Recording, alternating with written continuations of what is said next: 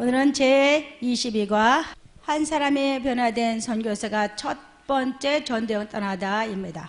우리 교재가 몇 페이지인가? 230쪽이네요. 예, 그러면 우리 제목 큰 것이만 우리 한번 읽어볼까요? 자, 시작. 예.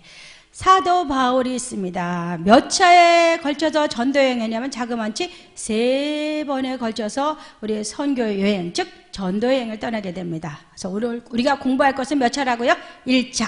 그래서 1차 선교여행에서 바울을 선교사로 임명하였고 구브로와 갈라디아 지역에서 선교와 또 에스람 공회와의 결론으로 1차 선교여행을 마치게 됩니다. 그리고 바로 떠나는 것이 몇 차일까요? 2차입니다. 2차 선교여행에는 갈라디아를 재방문한 것과 빌립보 지역 선교와 데살로니가, 베레아, 아덴, 고린도, 안디옥을 거쳐 귀환함으로 2차 선교여행을 마치게 됩니다. 자, 몇 차 또 출발했을까요? 그다음 3차입니다. 3차 선교여행은 에베소 선교, 드로아에서의 설교, 또 밀레도에서의 설교 후 엘리사람을 귀환하는, 그래서 3번에 걸친 선교여행을 모두 마치게 됩니다. 그리고 안디옥 교회는 바나바와 사울을 선교사로 파송한 것을 바울의 제1차 전도여행이라고 하며, 바울은 이 여행에서 돌아온 직후 전도여행을 통해 회심시킨 갈라디아 지방 사람들에게 써서 보낸 편지가 뭘까요? 갈라디아 지방 사람들에게 써서 보낸 편지가 바로 갈라디아서입니다. 바울이 1차 전도 여행과 관련된 편지가 이것 하나뿐이며, 갈라디아서는 새신자 사후 관리를 위한 전도자의 편지와도 같다 해서 갈라디아서입니다. 또한 갈라디아서는 구원은 무엇을 얻을 수 있음을 강조하고 있을까요? 갈라디아서는 믿음으로 구원 얻을 수 있음을 강조하고 있습니다. 야고보서는 무엇이 있어야 된다고 말씀하고 있을까요? 구원에 이르는 믿음 반드시 뭐가 동반돼야 된다고요? 행위, 행함. 예. 그러면 행위로만 구원을 얻을 수 있을까요? 아니지요. 그렇죠? 구원에 이르는 믿음은 무엇이 따라와야 된다? 행동이 동반돼야 된다 하는 것입니다. 그래서 1차 선교여행으로 바울의 1차 선교여행을 지도해서 보면은, 지금은 이제 나중에 다시 한번 보여드리겠습니다. 우리 1차 전도여행 지도에 보면 영어 대문자 C를 손으로 한번 그려보세요. C를 어떻게 쓰죠? 이렇게 쓰죠. 그래서 전도여행의 위치가 대문자 C와 같은 형태로 우리 나타나고 있습니다. 그리고 바울과 바나와 마가, 요한 이 3사람이 안디옥 교회로부터 선교사를 위임받은 우리 삼총사입니다. 그래서 구브로 섬을 지나서, 저기 구브로 섬 나와있죠? 구브로 섬을 지나서 여행하면서 3사람이 가다 보니까 짝이 맞아요, 안 맞아요? 안 맞아요. 그러다 보니까 뭐가 생길까요? 대립과 갈등을 겪기도 합니다. 또 그리고 회심의 사건을 경험하기도 합니다. 그리고 마가 요한이 결과적으로 버가라는 곳에 선교여행의 집으로 돌아갔습니다. 이 마가 요한에 대해서 설명하자면은, 누구면은, 여자는 뭐라 공주병 합니다. 남자는 뭐라 그럴까요? 왕자병 있는 사람이에요. 그래서 곱게 자란 사람이라 험한 바다형에 지나다 보니까 지쳤을까 안 지쳤을까요? 위험도 느끼고 지쳤을 것입니다. 그 다음에 이번에 어디로 가야 되면 산을 넘어가야 돼요. 엄두가 날까 안 날까요? 왕자가 못 갔어요. 그래서 결과적으로 돌아가게 된 것입니다. 그러나 바울과 바나바 2사람은 계속 내륙을 여행하면서 갈라디아 지역의 중심도에 돌아 수많은 사람들을 전도하고 그곳에 교회를 세웠습니다. 근데 이게 선교를 하면 하나님은 기뻐하지만 기뻐하지 않는 방해 세력이 있습니다. 뭐가 있을까요? 방해 세력? 사단 마귀가 있습니다. 심한 방해 공작으로 바울은 누스드라에서 뭘 맞으면 돌을 맞았어요. 그래서 죽었다고 어떻게 했을까? 성 밖에 내쳤습니다. 하지만 하나님은 어떻게 하셨을까요? 그를 다시 살리셨습니다. 두 선교사는 안디옥에서부터 크게 반언을 그리며 갈라디아 지역에 덕에 당도하게 되며, 더 이상 바울은 가지 않고 그때까지 세워진 교회들을 돌아보며 예수 믿는 그리스도인들은 믿음에 더욱 공고히 하기에 힘썼습니다. 그리고 그들은 그 후로 돌이켜 다시 수리아 안디옥으로 돌아가게 됩니다. 1차 전에 우리 저 유인물을 참고하시고 보시기 바랍니다. 그리고 사도 바울은 새로 회심한 예수 믿겠다 결단한 사람들의 제일 쉽게 우리가 아이를 낳게 되면 제일 관심 갖는 게 뭘까요? 우리 자녀를 낳으면 제일 관심 갖는 게 뭘까요? 성장이지요. 아이가 만약에 태어났는데 안 자란다, 그거까지 큰 근심거리가 없을 거예요. 마찬가지 성장에 관심을 두었습니다. 그래서 세제에 대한 사후 관리 필요하다는 걸 확실히 깨닫고 돌팔매질 당하는, 그또 핍박과 위협 쫓겨나지 않는 한 새 신자 곁에 물으면서 그들을 가르쳤습니다. 어떤 위험이 있을지라도 다시 빠른 시일에 다시 가서 그들을 방문해서 믿음에 굳게 서기를 원했던 사람이 사도 바울입니다. 바울은 안디옥으로 돌아가 선교 보고를 마친 뒤 갈라디아 지역의 형제들에게 편지를 보내 그들을 위해 기도하고 있음을 확인시키는 한편 구원을 위해 오직 하나님 은혜에만 매달리시라고 촉구합니다. 왜 그러냐면 거기에는 거짓 교사들이 갈라디아 성도들에게 하나님 은혜와 율법과 행위를 혼합하여만 구원을 얻을 수 있다 가르쳤기 때문입니다. 우리가 구원받은 것은 무엇 때문에 구원받았게 될까요? 에베소 2장 보니까 하나님의 은혜로 구원받은 하나님의 선물이다 그렇게 말씀하고 있습니다. 근데 이 갈라디아 거짓 교사들은 은혜는 물론이고 율법의 행위를 해야지만 구원받을 수 있다고 가르치기 때문입니다. 자, 사도 바울은 예루살렘에서 열린 최초 교회 총회에 참석해 유대인 반대들 앞에서 이방인들도 예수 믿고 회심하여서 구원받았다고 그들을 변론합니다. 그 후에 그런 1차 전도여행 때 전했던 성도 다시 만나기 위해서 떠난 것이 제2차 선교 여행을 떠나게 됩니다. 제일 먼저는 우리 바울의 선교사 임명입니다. 바울과 바나바를 선교사로 임명한 건 누가 하신 걸까요? 성령 하나님 하셨습니다. 당시 안디옥 교회는 선자들과 교사들이 있습니다. 바나바, 시몬, 느기오, 마엔, 사울 등이 있었는데 그들을 하나님께서 선교사를 임명한 건 누구라고요? 바로 바나바와 우리 사울입니다. 그래서 주를 섬겨 금식할 때 성령이 임하고 성령이 친히 바나바와 사울을 선교사로 세우라 명하셨고 함께한 사들은 두 사람을 위해 금식하며 기도하고 안수하여 선교사로 파송하였다라고 사도행전 13장에 말씀하고 있습니다. 이때부터 본격적으로 이방인 선교가 시작이 된 것입니다. 자, 두 번째는 구브로 섬입니다. 자, 구브로에서의 선교입니다. 구브로는 첫 선교지가 된 것은 지리적으로는 지중해 3대 도시 가운데 하나로 근동과 소아시아 중간에 있기 때문에 구브로가 선교지가 되었던 것입니다. 이곳은 바나바의 고향이기도 하며 안디옥 교회 성도들이 분포되어 있는 곳이기도 합니다. 이곳에 도착할 때 박수라는 사람이 있습니다. 이름이 뭐예요? 바예수입니다. 이가 어떻게 했을까요?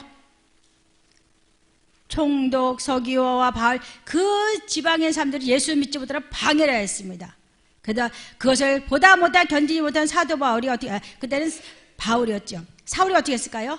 그를 저주함으로 소경이 되었습니다. 이것을 계기로 해서 구브로 총독이었던 서기오 바울이 바로 예수 믿게 된 사건이 일어난 것이 바로 구브로에서의 일입니다. 자, 우리 교재를 보면은 231쪽 보면 2번 나와 있죠? 자, 2번 같이 한번 읽어보겠습니다. 시작. 영적 성장을 하려면 어떻게 될까요? 자, 우리 아이를 낳게 되면 제일 먼저 뭘 먹여요? 옛날에 아이 출산하면 24시간 가까이를 거의 그냥 꼬박이 굶겼다. 그 다음부터 이제 물 먹이고 이렇게 먹이는데 요즘은 아이가 태어난 지 얼마 안 있어 물부터 먹이고 우리 젖이든지 우유를 먹이는 걸 볼 수가 있습니다. 자, 우리 예수 믿고 구원받았습니다. 제일 먼저 해야 될 게 뭘까요? 내가 죄인임을 알아야 몰라요? 예수 믿기 전에는 몰랐어요. 예수 믿고 보니까 어떻게 해요? 죄인이죠. 그러니까 제일 먼저 뭐예요? 회개하고 돌아오는 것이 첫 단계이고 우리가 평생 하나님께 일궈야 할 과제입니다. 왜 그럴까요? 한번 죄사함 받고 죄를 안 지면 죽겠어요. 근데 여러분 그렇습니까? 안 그렇습니까? 매일매일 그래서 고범죄 또는 자범죄라고 합니다. 그리고 태어날 때부터 가족을 태어난 죄가 있습니다. 뭐라고 말씀하고 있죠? 원죄. 그러니까 우리 날마다 우리 회개해야 됩니다. 그리고 하나님 자녀의 우리들은 날마다 우리 삶 가운데 하나님의 말씀이 역사하도록 우리는 뭐 해야 될까요? 순종하고 복종할 때 우리가 영적으로 성장하게 된다는 것입니다. 한 사람이 누우면 따뜻할까요? 두 사람이 누우면 따뜻할까요? 한 겹줄이 쉽게 끊어질까요? 3겹줄이 쉽게 끊어질까요? 그렇지요. 예를 들면 참 이해가 참 적절하더라고요. 우리 난로에 그냥 숯불이 부글부글 많이 활활 타오르고 있어요. 그래서 그 하나 딱 꺼내놨어요. 그럼 어떻게 되나요? 활활 타고 있는 화로에서 딱 숯불 하나를 딱 수덩이 하나 꺼내놨어요. 어떻게 됐을까요? 금방 그게 이글이글 타던 술이 금방 식습니다. 마찬가지예요. 우리 예수 믿으려면 뭐가 필요할까요? 내가 못하면 옆에 사람이, 내가 넘어지면 옆에 사람이 이렇게, 나 없죠 넘어지면 이렇게 줄 사람이 있어요 없어요? 없어요. 그래서 어느 사람들은 나 잘하면 안 가 이런 사람들이 있어요. 근데 우리 히브리서 말씀 보니까 뭐랬을까? 마지막에 가까울수록 뭐라 했어요? 모이기를 패하는 습관과 같이 하지 말고 뭐라 했어요? 더 모이기에 힘쓰라. 한 사람보다는 두 사람 낫고, 두 사람보다는 세 사람 낫고, 한 사람이 적은 두 사람이 몇 사람 줄까요? 많을 쫀다 이렇게 말씀하셨어요. 그러므로 우리는 더 모이기에 연합해 하나 되는 여러분 되시기 바랍니다. 그래서 우리가 날마다 우리 신앙 성장하기 위해서는 어떻게 해야 된다고요? 회개해야 된다는 겁니다. 회개하고 우리의 삶 가운데 영적 성장할 수 있는 예수님이 이 땅 오실 때까지 우리 이뤄가야 되는 저와 여러분 될 줄 믿습니다. 그다음에 우리 갈라디아 지역 선교입니다.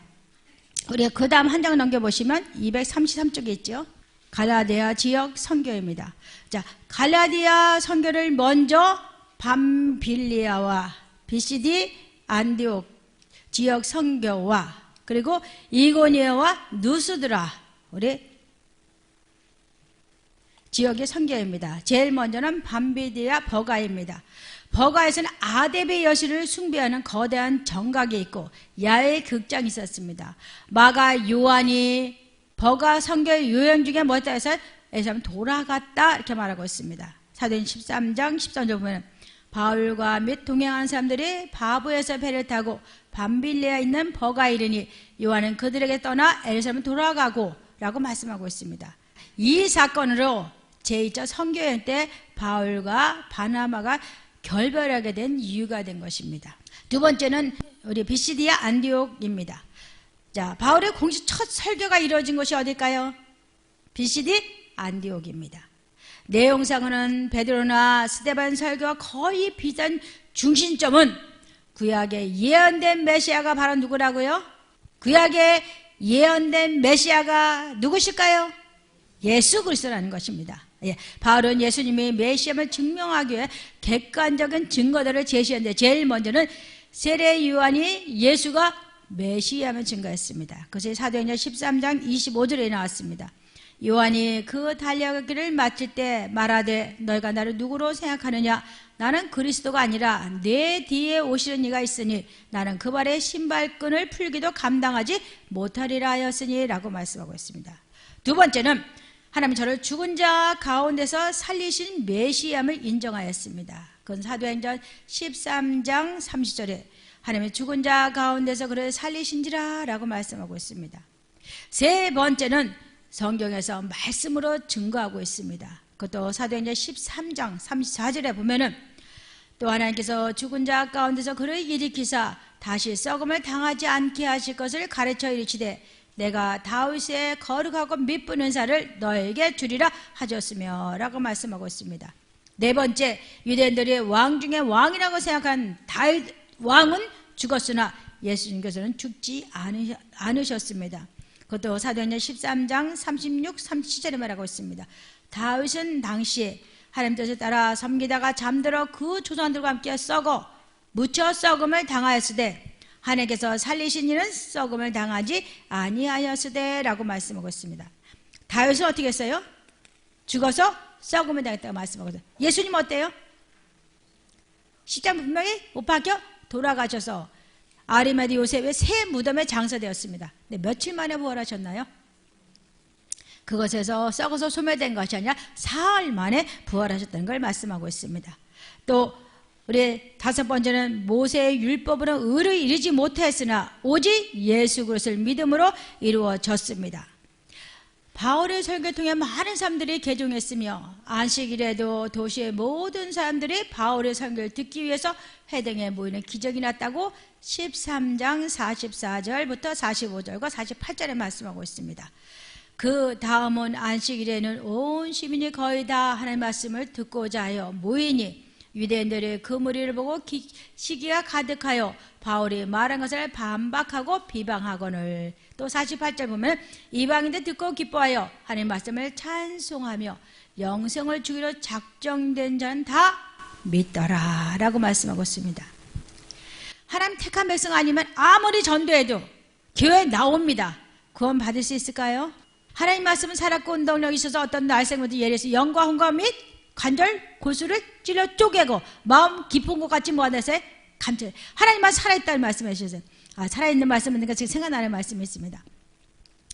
저한테 제가 결혼한 지 그렇게 오래되지 않았을 거예요. 근데 30 초반에 이렇게 홀로 되신 분을 하나님 연결시켜 주는데 2학년짜리 남자하고 4학년 여자예요. 남매로 듣는데 남편이 돌아가셨어요. 근데 하나님이 저한테 붙여주셨습니다.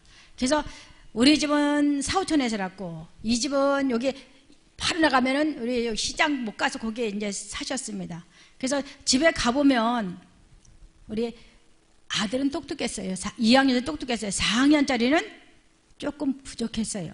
그리고 이 집사님은 초등학교 3학년 다니다가 못 다니신 분이에요. 그래가지고서는 그 집에 필요한 거 있으면 조금씩 하나님 시장 가면서 도와주게 하고 또 공부도 가르쳐주게 저한테 연결시켜 주셨습니다. 한날은 제가 그 집에 들어가려는데 보니까 입구에 대문 앞에 어떤 여자분하고 저기 집사님하고 두 분이 같이 계셔요. 그러면 보면 우리 어떻게 될까요? 인사를 해야 되겠죠. 인사를 했어요. 근데 인상을 갑자기 막 이상한 소리를 하면서 눈짓을 막 해요. 이상하게 표정을 험악해지고. 그래서 내가 뭐 잘못했나? 그래서 들어갔어요. 근데 들어오자마자 저한테 뭐라고 헛똑똑이라는 막 뭐라고 싸붙이시는 거예요. 저 잘못한 거 있어요? 저 잘못한 거 있나요? 너무 속에서 막 이게 오르는데 그렇다고 싸울 수 있어요? 그래서 얼른 집으로 확 왔어요. 근데 어떻게 눈물 나는지. 근데 마침 성경책 딱 폈는데 성경책이 아니라 국민일보네요. 국민일보 신문이 딱 해서 딱 그게 하나님께 눈에 띄게 보여주셔요. 자, 그 말씀이 무슨 어떤 말씀이냐면 로마서 8장 28절 말씀. 자, 아신 분 암송 좀 해볼까요? 자, 하나님은 사랑한 자 우리가 알거니와 하나님은 사랑한 자 그 뜻대로 부르시고 부른 자에게 모든 것이 합력하여서 선을 주신다. 하나님 그 훈련을 통해서 오늘날 쓰시기 위해서 그 훈련 시켰다는 거 그거를 그때 당시 몰랐어요. 그땐 저도 집사였으니까. 그래서 그 지나고 나서 보니까 이 말씀을 그래서 주셨구나. 내가 그 훈련을 내가 받게 하신 거니 그렇구나. 그래서 애매한 고난 받을 자도 우리 어떻게 될까요? 싸워요? 아니면 그거 가지고 불평하고 원망하고 그렇게 할까요? 참을까요? 네, 참는 자가 복이 있다 말씀하신 거 참아야 될 줄 믿습니다. 또 한 번은 집에서 성경 말씀을 읽는데요. 출애굽 33장 17절 딱 읽어가게 됐습니다. 근데 갑자기 이 글씨가 어떻게 해요? 막 살아서 움직이는 거예요. 깜짝 놀랐습니다. 제일 먼저 경험한 게 이 말씀이에요. 그리고 아까 저기 로마서 8장 말씀 두 번째 말씀이에요. 그러니까 글씨 자체가 움직이는 거예요. 여러분 글씨 자체 움직이는 거 봤습니까? 물론 자막에서 한 글자가 이렇게 움직이는 거 봤지만 그런 거 말고요. 이 글씨 자체가 살아서 움직여요. 그래서 하나님 살아계시는구나. 그것도 확실하게. 그래서 내가 선한 형성으로 내 앞에 지나게 할 것이다. 그 다음에 하나님 말씀이 은혜 줄 자에게 뭘 주셔요? 은혜 주고 긍휼히 여길 자에게 긍휼히 여기신다. 그래서 내가 항상 그 말씀 붙들고 저는 기도합니다. 여러분도 마찬가지입니다. 하나님 은혜 주시기만 하면 우리 걱정할 거 있을까요? 그리고 우리가 늘상 잘못해요. 근데 긍휼히 여겨 주시기만 한다면 뭐 걱정할 게 있겠습니까? 그렇죠? 잘못했다면 하나님 은혜 주신다 그랬으니까 은혜 주시고 불쌍히 긍휼히 여겨달라고 기도하거든요. 여러분도 아마 그렇게 기도하시면 하나님이 더 기뻐하시지 않나 생각이 듭니다. 하나님 말씀은 뭐 한다고요? 살아있습니다. 죽어있는 말씀은 우리 역사가 일어날 수 있을까요? 없습니다. 자, 여러분 아무리 예쁜 이 씨앗 속에 예쁜 꽃이 피는 씨앗이라도 죽어있는 씨 아무리 심어보세요. 열매 맺을 수 있을까요? 꽃 필 수 있을까요? 없어요. 그러면 우리 하나님 말씀은 살았고 운동력 있는 우리 날쌘 것보다 예래서 영과 혼과 및 골수 찔러주게 하는 능력의 말씀인 줄 믿습니다. 예. 근데 이고니아와 느스트라의 전도입니다. 자, 아까 이거 안독 지나갔죠? 안독 거고, 이제 구부로, 그 다음에 그냥 그림 한번 보세요. 저런 게 있었다는 거 보여주는 거니까. 그 다음에 우리 이고니아와 느스트라의 전도입니다. 이고니아에서는 하나님의 능력과 인간의 방해가 대립되는 곳입니다. 자, 복음을 전하자 유대인들이 이방인들을 선동하여서 하나님을 방해하고 그들을 핍박하였습니다. 그러나 주의 능력을 입은 두 사도는 성령의 역사는 계속되므로 우리 믿는 자들에게 기쁨과 구원이 주어졌습니다. 또 느스트라는 이고니아로부터 남서쪽으로 29km 위치한 곳이 바로 우리 느스트라입니다.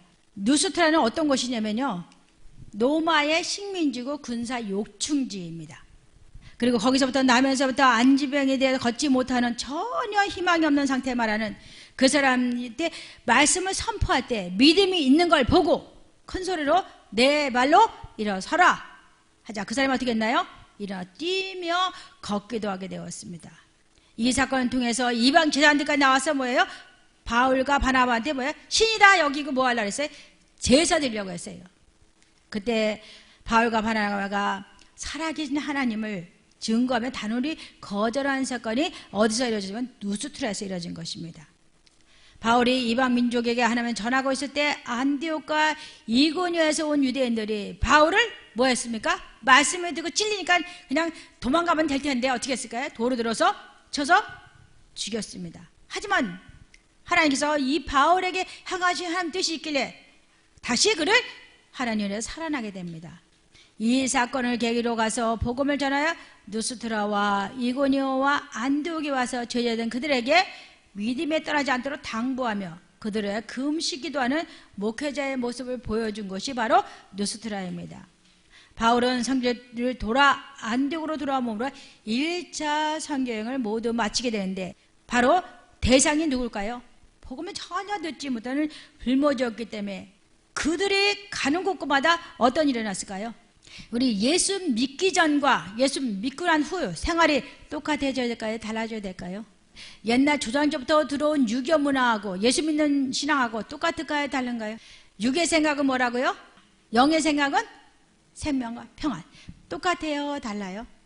그러니까 부딪혀요? 안 부딪혀요? 예. 그래서 그들에게 기도를 기다린 것은 새로운 문화와 박해뿐이었다는 것입니다. 그러나 하나님이 그와 함께 하셨기 때문에 수많은 유대인들과 이방인들을 구원하고 부족함이 없었다는 것입니다. 두 번째는 에르사람 공회입니다. 에르사람 공회가 모여서 의논한 논쟁점은 교회에 관한 것으로 새로 입교한 이방 신자들 가운데 할례 받지 아니하는 경우 구원받을 수 없다는 유대인들 주장 때문에 이방교회에 혼란이 일어나 이 문제를 제기한 바리새인들에게 예수를 믿고도 모세의 율법을 지켜야 된다고 했으며 이들의 주장을 들은 베드로는 회중들에게 구원은 오직 하나님의 은혜에 된 것을 선포하였습니다. 야고보는 이방인의 구원이 이미 구약에 예언된 것임을 회중들에게 알림으로 결론을 유도했습니다. 쉽게 얘기하면 예수를 믿는 이방인 신자 가운데는 할례를 받지 않았어요. 우리 할례가 뭔지 아시죠? 예, 할례를 받지 않는 경우는 구원받을 수 없습니까? 있습니까? 상관이 있습니까? 없습니까? 상관이 없어요. 그러다 보니까 바리새인들이 와서 자꾸 모세 율법을 지켜야 된다고 자꾸 합니다. 하지만 우리는 율법을 지키면서 구원받습니까? 하나님 은혜로 구원받습니까? 예, 그것이 상충되기 때문에 교회가 혼란이 일어났습니다. 그래서 그것 때문에 우리 에르사람 교회가 회의를 하게 된 것입니다. 그래서 공회의 결론입니다. 에르사람 공회는 바울과 바나바부터 이러한 문제의 심각성을 들은 뒤 토의한 결과 3가지 결론에 도달했습니다. 자, 3가지 중에 첫 번째 뭘까요? 우상 제물을 먹지 말라는 것입니다. 하나님 제일 싫어하시는 것이 있습니다. 제1계명이 뭐예요? 나 외에 다른 신을 내게 있게 말지냐. 자, 2계명은 뭘까요? 하늘이나 땅이나 물속이나 어느 곳에든지 형상을 만들지 말고 절하지 말아라. 우리 골로새서 탐심이 뭐라고 말하고 있습니까? 우상 숭배, 욕심이 잉태한 저 죄를 하고 죄가 장성한 저 사망을 한다 그랬어요. 근데 욕심이 지나친 건 뭐라 그래요? 탐심이라 그래요. 탐심을 뭐라고 해요? 우상 숭배와 같다라고 말하고 있습니다. 그래서 우리 마태복음에도 보면은 자, 물질과 하나님 겸하여 섬길 수 있을까요? 물질도 사랑하고 하나님도 사랑하면 안 될까요? 네, 그렇게 할 수 있을 것 같습니다. 근데 여러분 어떻습니까? 정말 하나님도 사랑하고 물질도 사랑될까요? 두 주인을 섬길 수 없다는 말씀이고 도를 사랑하면 뭐라 그랬어요? 일만하기 뿌리가 된다 이렇게 말씀하셨어요. 그래서 우리 디모데 우리 전서 6장에 뭐라 합니까? 정함이 없는 재물에 소망을 두지 말고 어디에 소망을 둬라? 후히 주고 누리게 하는 하나님께 소망을 둬라 이렇게 말씀하고 있습니다.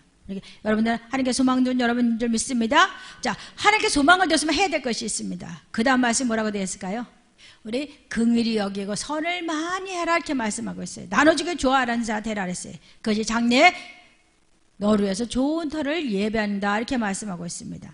그러므로 여러분들 물질에 소망 두지 마시고 누구한테 소망을 둬야 될까요?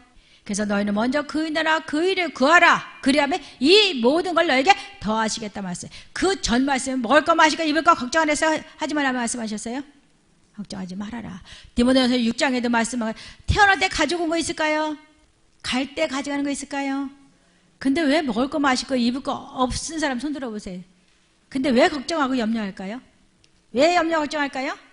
그치, 욕심 때문에. 근데 욕심이 점점 커지면 뭐가 된다고요? 죄를 하고 죄가 더 커지면 어떻게 된다고요?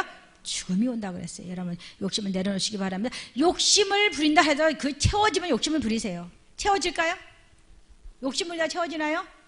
아니에요. 근데도 왜 욕심 부리는지 참. 내일 일은 염려하라 했어요? 하지 말라 했어요? 또 염려를 어떻게 해서 죽게 맡겨? 근데 왜 염려하고 있습니까? 참 우리 하나님이 우리 체질을 아시는 줄 압니다. 예. 그래서 우리는 회개하고 하나님 앞에 나가기만 하는 게 은혜 베풀어 주실 줄 믿습니다. 두 번째는 목매어 죽은 것과 피째 먹지 말라 하는 것입니다. 피는 뭘까요? 생명입니다. 그래서 피를 많이 흘리는 사람은 생명이 의독하다 이렇게 얘기합니다. 그래서 생명은 하나님 거기 때문에 하나님 거를 함부로 거느리지 말라는 그 말씀하신 것입니다. 세 번째는 음행을 금할 것을 말씀하고 있습니다. 모든 죄는 몸 밖에 지르졌습니다. 음란 죄만큼 어떻게 될까요? 어디가 죄를 져요? 몸 안에 죄. 우리 몸은 누구의 성전일까요? 하나님의 거룩한 성전입니다. 거룩하게 만들지 못하면 하나님 이 안에서 거하실 수 있을까요? 없어요. 그렇기 때문에 어떻게 할까요? 우리 몸으로 값으로 산 것이 너희 몸으로 하나님께 뭐하라? 영광을 돌리라 이렇게 말씀하셨습니다. 내 몸이 내 몸이 아닙니다. 자, 나를 괴롭히는 악한 영들이라든가 병마의 세력이 있으면 하나님께 뭐 할까요? 우리 병이라는 건 여러 가지가 올 수 있습니다. 쉽게 얘기 드리면 우리 태어나부터 소경된 자가 있습니다. 그래서 사람들 데리고 와서 이 소경이 된 건 누구의 죄입니까? 하고 물어볼 때 예수님 뭐라고 말씀하셨습니까? 부모의 죄도 아니고 아이의 죄도 아니고 하나님의 영광을 위한 것이다 이렇게 얘기했습니다. 근데 내가 배고픈다고 밥을 이만큼 먹고 그리고 잠도 안 자. 그리고 밥도 먹고 싶으면 안 먹어. 자, 이 사람은 어떻게 될까요? 건강할까요? 건강하지 못할까요? 그래서 온 병이 때문에 누구 잘못일까요? 예, 내가 하나님 몸을 정도로 잘 관리 못해서 회개하면서 규칙적인 그죠? 생활을 하게 되면 그 병이 나을 줄 믿습니다. 그럼 우리는 어떤 교우든지 하나님께 감사할까요? 감사하지 말아야 될까요? 오늘 아침에 우리 극동방송 듣다 오다 보니까 남편이 전기를 만지다가 감전이 됐대요. 그래서 식물 인간이 됐다고 합니다. 그래서 7년째 누워있대요. 그래도 방송국에 통화하면서 감사돼요. 그러니까 안아서 다시 물어. 정말 살아있는 거 감사합니까? 감사돼요. 그 의사 소통 됩니까? 안 된대요. 근데 찬양을 들려주고 말을 자꾸 한답니다. 그러면 어떻게 해요? 눈물도 조금 흘리는 것. 자기가 볼 때는 듣는 것 같다는 생각을 해요. 사람들이 볼 때는 어떻게 해요? 그냥 명연 반응이다 이렇게 얘기한다고 합니다. 그래도 남편이 살아있음을 너무 감사하다고 그렇게 이야기를 들었습니다. 자, 그래서 감사로 제사를 드리는 자가 나를 영원롭게 하나니 그 행위를 옳게 하는 자에게 뭐를 보이시겠다고요? 하나님의 구원하심을 보이겠다 이렇게 말씀하고 있습니다. 저도 간간다 그런 얘기예요. 자, 우리 손이 여러분들 어디가 보여요? 여기가 어디예요? 앞면. 여기는요? 손등. 그렇죠? 자, 이 앞면이 좋은 거라면 자 보십시다. 이 뒤가 안 좋은 거라고 생각합시다. 자, 제가 어디 보고 있는 거예요? 이건 좋은 거고 이건 안 좋은 겁니다. 자, 어디 보고 있어요? 그렇죠? 이거는요. 선택은 누가 할 수 있을까요? 그리고 100% 안 좋은 게 없을 수도 없고 100% 좋은 것도 없다는 것입니다. 그때 어떻게 할까요? 내 마음을 반밖에 없다 하시겠습니까? 아, 반이라도 있네 하시겠습니까? 그러니까 생각이 어떻게 해요? 그 사람을 우리 지배하고 좌우하는 거를. 대저 그인이 어떠한 줄을 생각하고만 알 수 있다는 말씀하세요. 여러분 정말 지혜롭게 우리 하나님 이양이면 우리 긍정적이고 적극적이고 좋은 쪽 보면서 우리 살아가신 여러분 되시기 바랍니다. 흠없는 인간 있을까요? 저도 이 키가 조금만 더 컸으면 그쵸? 근데 어떻게 했어요? 제가 5학년 때 키가 5학년, 6학년, 중학교 1학년, 2학년 때가 딱 5cm 1년 자랐어요. 중학교 딱 2학년 때 딱 거기서 멈췄어요. 거기서 5cm만 더 자라도, 그쵸? 조금 더. 근데 하나님은 또 이렇게 만드신 거예요. 하나님 만드신 그래서 우리는 뭘까요? 자족하고 감사하고 살면 그 사람은 행복해서 왜 키가 요만밖에 안 할까? 왜 코는 이렇게 생겼을까? 왜 눈이 이렇게 생겼을까? 자, 하게 되면 어떻게 만족이 있을까 없을까요? 불평이. 하나님이 어렸을 때 신앙은 어떻게 해요? 용서해 주세요. 근데 점점 자, 우리 아이들 어렸을 때 잘못하면은 어떻게 해요? 아주 모를 때는 그냥 내비둬요. 그쵸? 좀 알만하면 뭡니까? 잘 타일러요. 그쵸? 근데 분명히 알만한데도 불구하고 또 잘못해요. 그럼 어떻게 할까요? 매맞지요. 우리 하나님도 마찬가지인 것 같아요.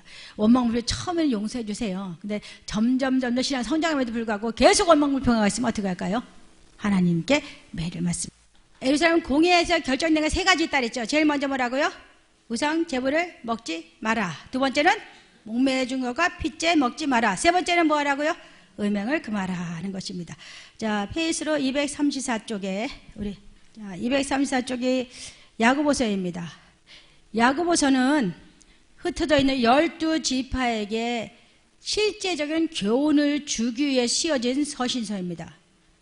기독교 관점에서 보면 다양한 주제들, 이를테면 부한 형제와 낮은 자, 시험, 선을 행하는 것과 차별, 믿음과 행함, 혀를 그다음에 사용하는 지혜, 그다음에 다툼, 자랑과 겸손과 서로 비방함, 자만, 기도 등의 주제로 다뤄진 것이 야고보서입니다. 야고보서에는 믿음과 함께 병행하여 기독교의 실천, 특별히 기독교 공동체에서 무엇이 중요하다고 강조하고 있습니까? 행함이 중요하다라고 우리 강조하고 있습니다. 그래서 행함이 없는 믿음은 무슨 믿음이라고요? 죽은 믿음이다라고 말하고 있습니다.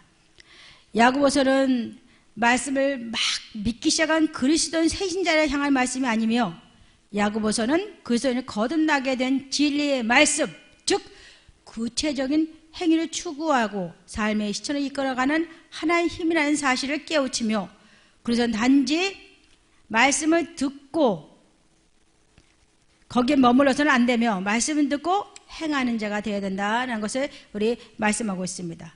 그래서 말씀을 행하는 자는 자유함과 동시에 의미를 지우는 말씀으로 복음을 진지하게 받아들이는 사람으로 무엇보다도 중요하게 여기는 행함은 사랑과 자비의 실천입니다. 우리 고린도서 13장 하면 무슨 장이라고 말씀하고 있습니까? 사랑장 합니다. 천사의 말을 합니다. 산을 옮기면 믿음이 있습니다. 모든 거 아는 지식이 있습니다. 또 내 가진 거 다 내어주고 심지어는 내 생명까지 내어줍니다. 자, 무엇이 없으면 아무것도 아니라고요? 사랑이 없으면 아무것도 아니라 이렇게 말씀을 하고 있습니다. 그래서 사랑이란 건 뭘까요? 믿고 바라고 견디고 참는다라고 우리 고린도서 13장 우리 7절에 말씀하고 있습니다. 이와 같은 우리 사랑이 우리 믿음의 사람 되시기 바랍니다. 그래서 이 야고보서를 기록한 목적이 있습니다. 자, 기록한 목적은 우리 몇 가지가 있는데요. 그 중에서 우리 사도 바울은 이신칭의 메시지를 오해함으로 윤리적 행위를 무시한 채 사랑과 자비를 실천하지 않고 있는 그리스도인들에게 그리스도인의 실천적인 삶에 대해 올바른 교훈을 주기 위해서 기록한 것이 바로 야고보서입니다. 또 시험을 당하는 성도들에게 주의 재림의 소망을 굳게 잡고 사랑과 자비를 실천하는 믿음을 가지도록 강조하기 위해서 기록된 책이 무슨 책이라고요? 야고보서라는 것입니다. 그래서 야고보서는 몇 장으로 되어 있을까요? 자, 야고보서 몇 장으로 되어 있다고요? 제 손을 보세요. 몇 장이요? 5장으로 되어 있어요. 예, 5장으로 되어 있고 그 다음에 절수로는 108절로 되어 있습니다. 그리고 이 야고보서는 4가지 주제로 되어 있습니다. 4가지 중에 제일 먼저 시험에 관한 거, 믿음과 행함에 관한 거, 실체적인 교훈에 관한 것, 그 다음에 신앙의 적용 등이 우리 4가지 되어 있습니다. 제일 먼저 시험. 자, 시험의 목적과 시험의 원인이 있습니다. 시험에는 반드시 뭐가 있다고요? 목적. 그 다음에 원인. 그래서 야고보서 1장 2절 4절 말씀하고 있습니다. 내 사랑하는 형제들아, 너희가 여러 가지 시험을 만나거든 온전히 기쁘게 여기라. 이런 너희의 믿음의 실현이 인내를 만들어내는 줄 너희가 암이라. 인내를 온전히 이루라. 이는 너희로 온전하고 구별할 조건도 부족함이 없게 하려 함이라. 라고 말씀하고 있습니다. 그러면 언제까지 참아야 될까요? 시험 올 때. 끝까지요. 해결될 때까지요. 근데 우리 다행히 야고보서 1장 12절에 보니까 시험을 뭐예요? 참는 자가 주께서 옳다 인정하심을 받은 이에 뭘 주신다고요? 생명의 면류관을 주실 것이라 이렇게 말씀하고, 베드로전서 1장에도 보면 여러 가지 시험들 잠깐 근심하지 않을 수 없다. 근데 오히려 뭐 하라고? 기뻐하라. 왜 기뻐해요? 시험 와서 힘들고 어렵고 정말 슬픈데요. 금보다 귀한 예수님 올 때 뭐 한다고요? 칭찬과 영광과 존귀를 얻게 하려 함이라. 하나님은 보이지 않지만 너희가 사랑하는도다. 그리고 믿음의 결국이 무엇이라고 말씀하고 있습니까? 믿음의 결국이 영혼의 구원이라 이렇게 말씀하고 있습니다. 그러니까 결과적으로 이걸 거꾸로 역으로 보면은 영혼 구원받기 위해서는 반드시 뭐가 있다? 다시 한번 말씀드릴게요. 자, 여러 가지 시험들이 잠깐 근심하지 않을 수 없다. 근데 오히려 기뻐하라. 금보다 귀한 일 때 칭찬과 영광 존귀를 얻는다. 하나님 보이지 않는 사랑하는도다. 믿음의 결국이 무엇이라고? 영혼 구원이다. 그러니까 결과적으로 영혼은 구원받기 위해서 거꾸로 올라가면 뭘 받는다고요? 시험이 있다는 얘기. 예수 믿는 사람이 시련이 없고 고난이 없다. 이거 예수 믿는 사람 맞나요? 생명의 길은 좁은 길이고 멸망으로 인도하는 길은 넓은 길이에요. 여러분, 저도 꿈에 하나님이 보여주시더라고요. 제가 이제 믿음이 하도 없으니까 이제 보여주시는데요. 꿈에 아주 8차선 넓은 길이 있어요. 그리고 좁은 길이 있어요. 제가 어디로 갔을까요? 8차선 가면 좋겠는데 좁은 길을 가게 하시더라고요. 그래서 이게 뭔가 나중에 말씀 보니까 그게 생명일 가는 게 좁은 길이구나. 그래 들어간 사람이 많아요? 많지 않아요? 많지 않다. 8차선 길 어때요? 뻥 뚫렸으니까 내 마음대로 하고 싶단 말이에요. 근데 결국 어떻게 할까요? 사람이 보기에 필경 바른 길이지만 무슨 길이 있다? 사망의 길들. 끝에 가면, 자, 우리 누가복음 우리 16장인가요? 16장에도 보면은 부자하고 누가 나와요? 거지 나사로가 나와요. 자, 부자는 너무 많다 보니까 왕들이라 입는 가장 큰 베옷을 입었고, 그리고 매일 날마다 뭐 했다 해서 잔치했다 그랬어요. 근데 그 집 대문에 누가 있었어요? 나사로가 있는데 거지예요. 집도 없고 가족도 없고 아무것도 없어요. 근데 설상가상으로 몸에 뭐가 생겼어요? 병까지 생겼다 그랬어요. 근데 심지어 얼마나 비참한 상황을 한마디로 말하면 개가 와서 헌대를 핥았다 그랬어요. 그러니까 극과 극이잖아요. 근데 결과적으로 나사로는 제대로 치료받지 못하고 제대로 못 먹었으니까 어떻게 했을까요? 빨리 천국에 갔고 죽었고, 이 부자는 어떻게 했을까요? 잘 먹고 잘 살다가 조금 늦게 갔어요.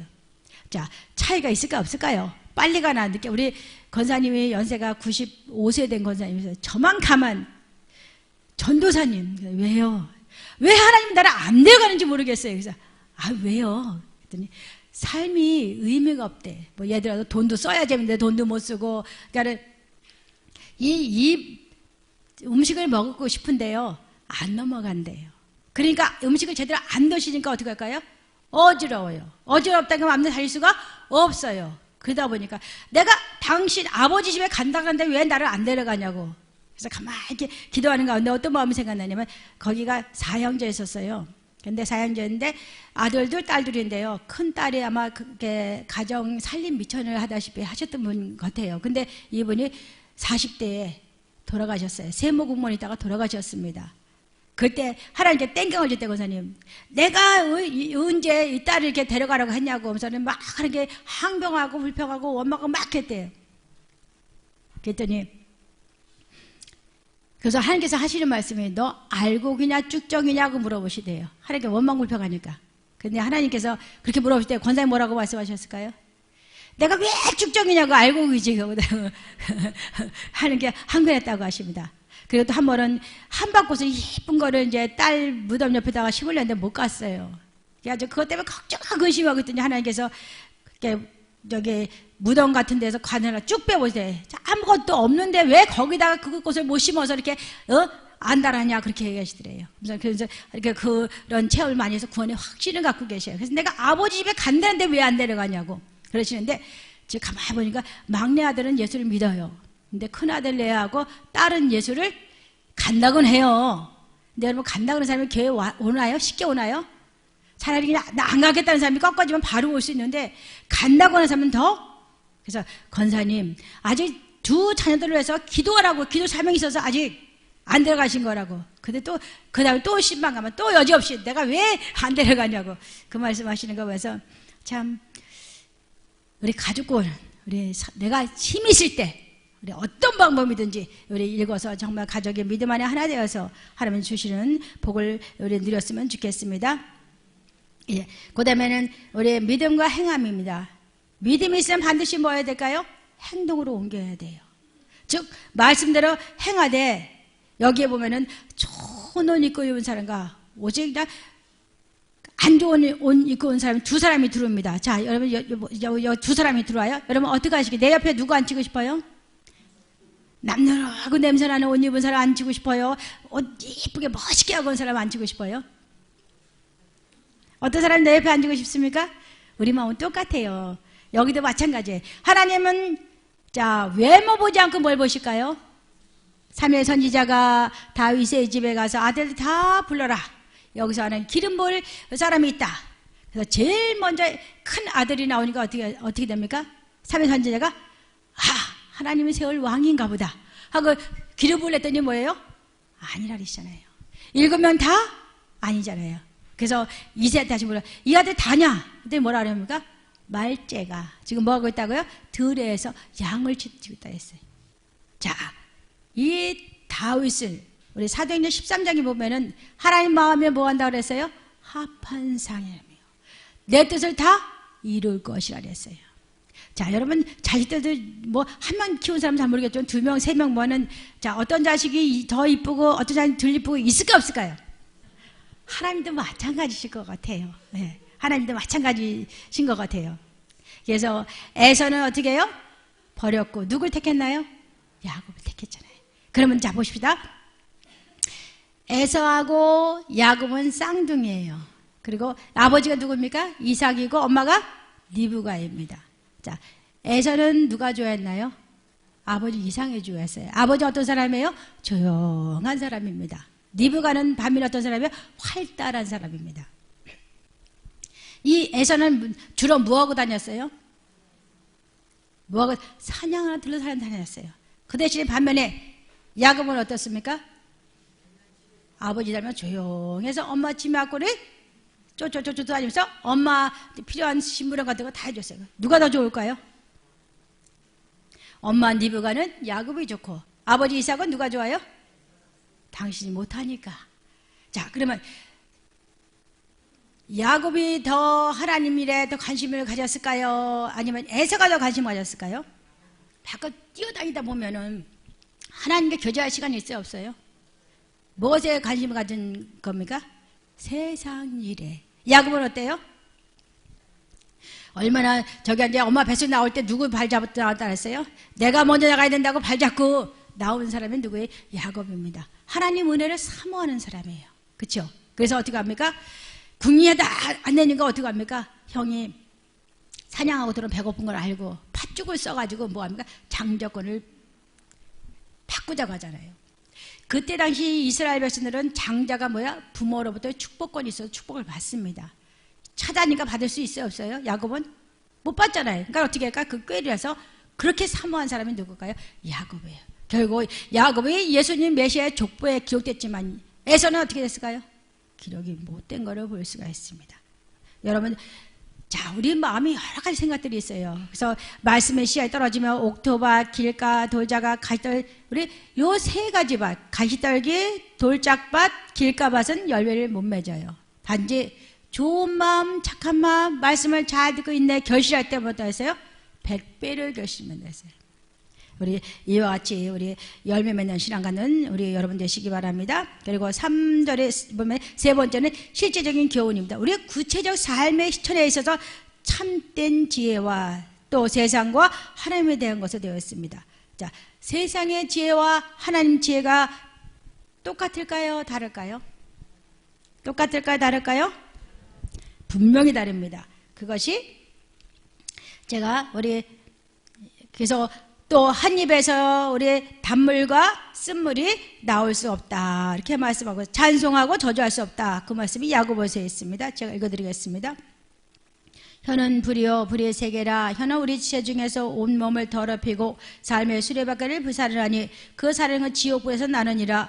여러 종류의 짐승과 새와 벌레와 바다의 생물은 다 사람의 길들일 수 있고 길들여 왔거니와 혀는 등이 길들일 사람이 없나니 쉬지 아니하는 악이요 죽이는 독이 가득한 것이라. 이것으로 우리가 주 아버지를 찬송도 하고 또 이것으로 하나님의 형상대로 지음받은 사람을 저주하라니 한 입에서 찬송과 저주가 나오는도다. 형제들아 이것이 마땅하지 아니하니라. 샘이 한 그물을 어찌 단물과 쓴물을 내겠느냐라고 말씀하고 있고 지혜에 관한 말씀을 우리 야고보서 3장 13, 18절에 말씀하고 있습니다. 너희 중에 지혜와 총무 있는 자가 누구냐? 그는 선행으로 말미암아 지혜의 온유함으로 그 행함을 보일지니라. 그러나 마음속에 독한 시기와 다툼이 있으면 자랑하지 말라. 진리를 거스려 거짓말을 하지 말라. 이러한 지혜는 위로부터 내려온 것이 아니오 땅 위의 것이니 정욕의 것이요 귀신의 것이요 시기와 다툼이 있는 곳에는 혼란과 모든 악한 일이 있음이라. 오직 위로부터 난 지혜는 첫째 선결하고 다음에 화평하고 관용하고 양순하며 긍휼과 선한 열매가 가득하고 편벽과 거짓이 없나니 화평케 하는 자들은 화평으로 심어 의의 열매를 거두느니라 라고 말씀하고 있습니다. 자, 하나님으로부터 온 지혜와 세상으로부터 온 지혜가 똑같습니까? 다릅니까? 나는 하나님으로부터 지혜를 받았다 하면 뭐 할까요? 뭐로 보여주라 했어요? 무엇으로? 행동으로 보여주라는 얘기였어요. 여러분 그래서 뱀같이 지혜롭고 비둘기같이 순결하라 말씀한 같이 행동으로 우리 보여주시기 바랍니다.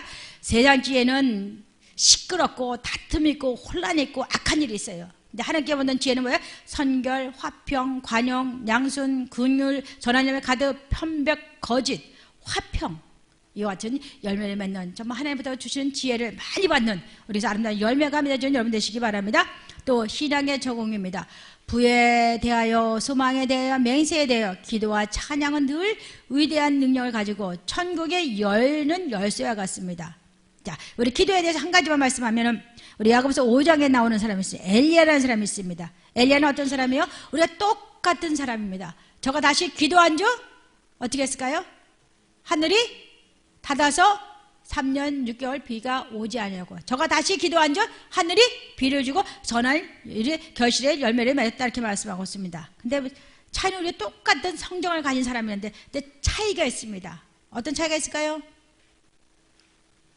그 말씀은 잘 읽어보시면 간절히 기도했다라고 말씀하고 있습니다. 그래서 열왕기상 18장 보면 간절히 기도한 게 머리가 어디에 들어갔다고요?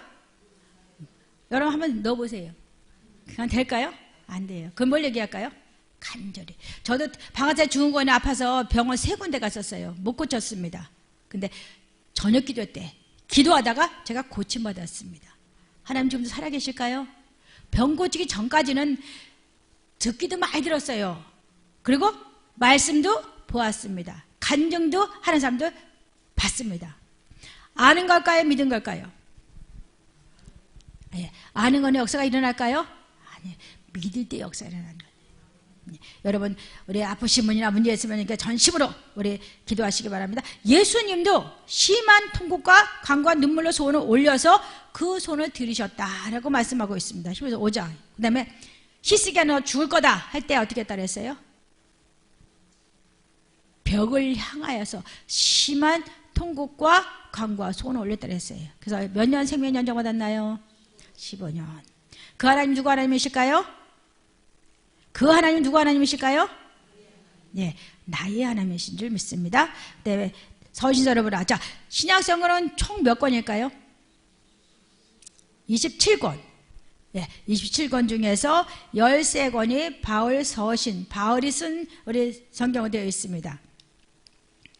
그리고 신약 성경에는 1051개의 명령어가 되어 있습니다. 그리고 이 서신서에 보면 과거의 것도 되어 있고 미래에 대한 것도 되어 있고 지금 현재 우리들을 위한 것도 되어 있습니다.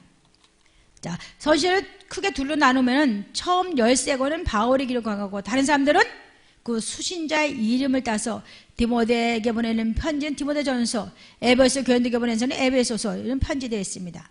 그리고 야고보서, 베드로전서, 요한 1, 2, 3서, 유다서는 편지 작성자의 이름을 따서 붙였던 것입니다. 그래서 이 13권을 우리 교리서신, 옥중서신, 그 다음에 목회서신으로 우리 나눌 수가 있습니다. 그 중에서 교리서신은 6권입니다. 로마서, 고린도전후서, 갈라디아서, 데살로니가 전후서가 교리서는 6권입니다. 옥중서신은 왜 옥중서신 할까요? 바울이 어디서 기록했어요? 옥에서 기록하는 말씀에서 옥중서신입니다. 에베소, 빌립보서, 골로새서, 빌레몬서. 목회서신은 3권입니다. 디모데전후서, 디도서, 히브리서 등이 되어 있습니다. 그리고 여러분 제가 나눠드린 거 보면은 신약 성경 27권 주제별로 전체적으로 살펴보면 있죠. 예, 그거는 제가 시간 관계상 여러분 이거는 말씀을 안 드리겠습니다. 여러분들 꼭 읽어보세요. 마태복음 하면 주제가 뭐라고요? 왕으로 오신 예수님, 그렇죠? 그 다음에 우리 하나 넘어가서 보시면 요한복음은 하나님의 아들 예수 그리스도에 관한 말씀이 있습니다. 자, 갈라디아서는 쭉 내려보세요. 야고보서는 행하는 믿음에 관한 말씀입니다. 돼 있죠? 마지막 우리 요한계시록은 예수의 계시에 관한 말씀이 요한계시록입니다. 그래서 그리스도의 역사로 4복음서가 있습니다. 4복음서는 마태, 마가, 누가? 요한입니다. 교회 역사서라 하는 성경은 어떤 책일까요? 사도행전. 그렇죠? 바울 서신은 몇 권이라고요? 13권. 로마서, 고린도전후서, 갈라디아서, 에베소서, 빌립보서, 골로새서, 데살로니가전서, 디모데전후서, 디도서, 빌레몬서. 자, 공부했다면 이 정도는 아셔야 되잖아요. 그래서 제가 아셔야 될 것 같아서 제가 했습니다. 세상에 대한 예언서는 바로 요한계시록입니다. 그래서 사도 바울에 대해서 살펴보면은 5 출생했습니다. 가말리아 문화재 출신으로 로마 시민권을 가지고 있습니다. 그리고 우리 지도자서 성정할 인재와 율법과 유대 전통에 능하고 열심히 있는 유대인이고 헬라와 유대 두 문화권을 가지고 이방 성교의 최적임자가 바로 사도 바울입니다. 사도 바울은 가문, 지식, 능력이 있어서 그 누구보다 출중하고 당시 선망과 칭찬과 대상이 됐던 사람이 바로 바울입니다. 자, 우리 마지막 한 단어 남았습니다. 6번 우리 같이 한번 읽어볼까요? 시작. 다시 한번 시작. 새로운 독서법입니다.